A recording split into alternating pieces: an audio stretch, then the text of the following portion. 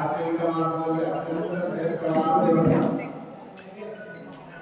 ಎಲ್ಲ 12 ಮಾಸಕ್ಕಿಂತ ಅತ್ಯಂತ ಶ್ರೇಷ್ಠವಾದ ಮಾಸ ಕಾರ್ತಿಕ ಮಾಸ. ಕಾರ್ತಿಕ ಮಾಸದಲ್ಲಿ ಇದು ವೈಕುಂಠ ಚತುರ್ದಶಿ. ಇದು ಬರಲಿಕ್ಕೆ ಕಾರಣ ಏನಂತಂದ್ರೆ, ಪ್ರಳಯ ಆದ ನಂತರ ಬ್ರಹ್ಮದೇವರಿಗೆ ಭಗವಂತನ ದರ್ಶನವಾಗ್ತದೆ, ಶ್ರೀ ಮಹಾವಿಷ್ಣುವಿನ ದರ್ಶನ ಆಗ್ತದೆ. ಆದಾಗ ಭಗವಂತನ ದರ್ಶನ ನೋಡಿ, ರೂಪ ನೋಡಿ, ಶ್ರೀಮನ್ನಾರಾಯಣನ ರೂಪವನ್ನು ನೋಡಿ ಬ್ರಹ್ಮದೇವರಿಗೆ ಆನಂದವಾಗ್ತದೆ. ಆ ಆನಂದ ಭಾಷವಾಗ್ತದೆ.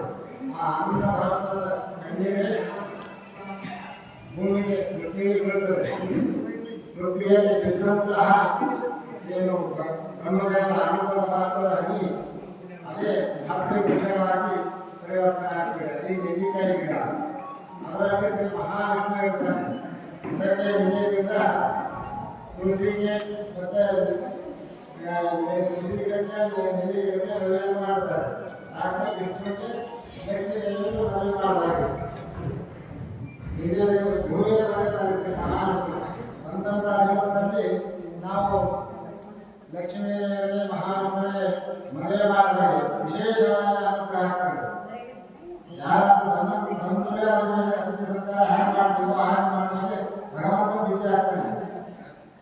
ದೇವರ ಕಲ್ಯಾಣ ಮಾಡೋದ್ರಿಂದ ನಮ್ಮ ಮನೆಯಲ್ಲಿ ಮಂಗಳ ಕಾರ್ಯ ಆಗ್ತದೆ. ಅದಕ್ಕಾಗಿ ಪ್ರತಿ ವರ್ಷವಾದರೂ ಮನೆಯಲ್ಲಿ ಮಂಗಳ ಕಾರ್ಯ ಆಗ್ತದೆ. ತುಳಸಿ ವಿವಾಹ ಹಿರಿಯರೆಲ್ಲ ಮಾಡಿದ್ದಾರೆ. ಅತ್ಯಂತ ಶ್ರೇಷ್ಠ ದಿವಸ ಇವತ್ತು ದಿವಸ. ಆ ರಾತ್ರಿ ವೃಕ್ಷ ಅತ್ಯಂತ ಶ್ರೇಷ್ಠವಾದ ವೃಕ್ಷ.